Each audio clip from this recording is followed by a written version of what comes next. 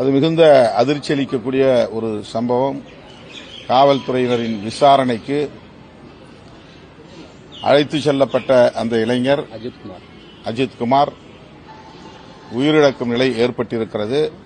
அவருடைய உடன் பிறந்த தம்பி தன்னையும் அழைத்து சென்று விசாரித்தார்கள், தாக்கினார்கள். காவல்துறையினரின் தாக்குதலால் தான் எனது அண்ணன் உயிரிழக்க நேர்ந்திருக்கிறது என்று கூறியிருக்கிறார்.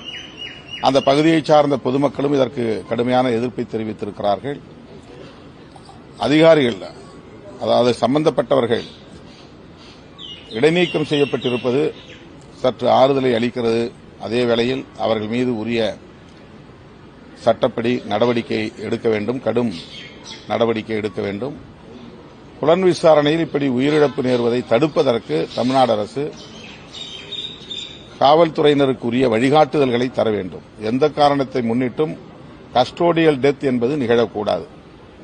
அதை அடுத்தடுத்து சம்பவங்கள் நிகழ்கிற போது நாம் சுட்டிக்காட்டி வருகிறோம்.